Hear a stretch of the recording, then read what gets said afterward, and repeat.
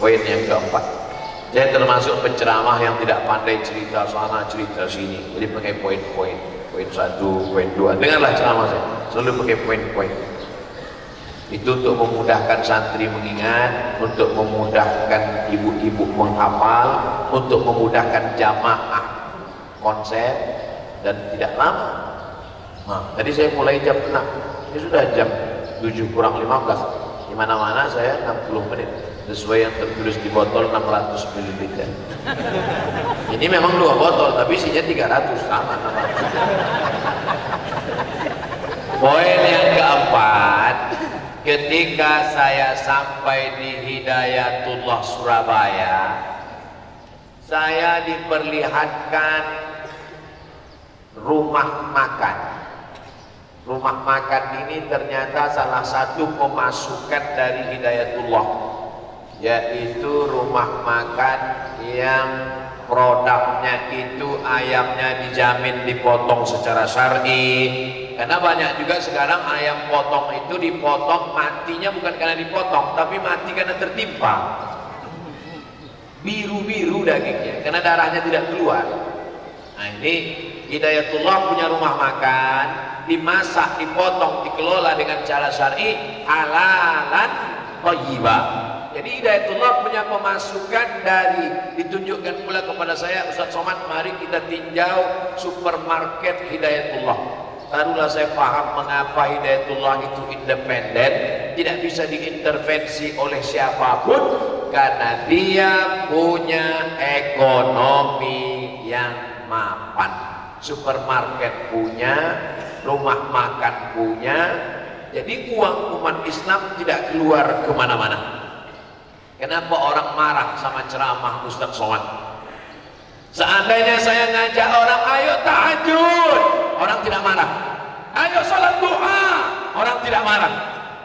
Kenapa orang marah? Karena saya mengajak, mari belanja ke warung muslim. Kan itu yang pertama kali dibully, dibilang saya anti kebinekaan. Padahal saya cuma ngajak saudara saya belanja ke warung muslim. Apa salahnya ngajak ke warung supaya kalau belanja ke sana dia akan bayar zakat, dia akan menyekolahkan anak umat Islam. Poin yang keempat dari Hidayatullah adalah ada sumber ekonomi pemasukan yang sudah saya lihat dengan mata kepala saya sendiri, yang saya sudah masuk ke dalam restoran, rumah makan, dan supermarket. Artinya apa? Santri-santri mesti menjadi entrepreneur ke depan. Mungkin ke depan akan ada kolam ikan Hidayatullah. Sudah ada Pak Ustaz, ternak ayam Hidayatullah, ternak lele Hidayatullah, ternak puyuh Hidayatullah. Ini sehingga ketika dia mau makan, makan ayam, ayamnya Hidayatullah. Mau makan telur ayam Hidayatullah. Mau minum madu, madu Hidayatullah. Mau minum air putih Hidayatullah. Sekarang air putihnya masih kosong. Ada. Mestinya ke depan air putih Hidayatullah, distributor cabang 400 kabupaten se-Indonesia. Setuju apa tidak setuju? Indonesia tanah airku. Sekarang kita nyanyi Indonesia tanah airku. Tanahnya dikelola orang, airnya dikelola orang.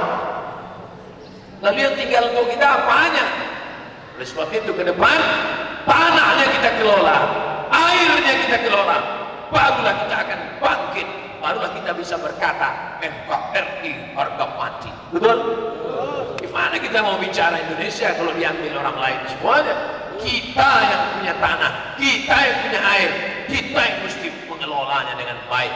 At-tajirus saduqul amin, pedagang, businessman, entrepreneur yang jujur, yang amanah, nanti di akhirat ma'an nabiyyin was-siddiqin was-syuhada was-shalihin. Dan itu sudah dirintis oleh Hidayatullah. Kalau memang Hidayatullah itu kaya, duitnya banyak, kenapa masjidnya tak siap? Mana tahu ada orang yang ngejek. Ini sudah saya siapkan jawabannya. Kalau datang nanti orang ke sini berkata, Kalau memang Hidayatullah itu kaya seperti ceramah Ustaz Somad, punya rumah makan, punya supermarket, kenapa ini tidak siap?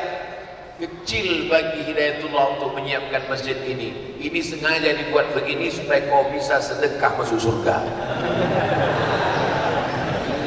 Saya mohon maaf Pak Kiai, tidak pandai ngitung-ngitung per meter. Pak Kiai tadi kan menyebut mau sedekah berapa meter. Saya tak tahu hitung-hitung meter karena saya bukan tukang. Jadi saya tidak bisa hitung meter, saya cuma ngasih keramik 10 juta. Saya kasih keramik untuk masjid ini 10 juta. Nanti saya kasih duit. Kira-kira 10 juta itu cukupnya berapa lantai meter, hitung sendiri.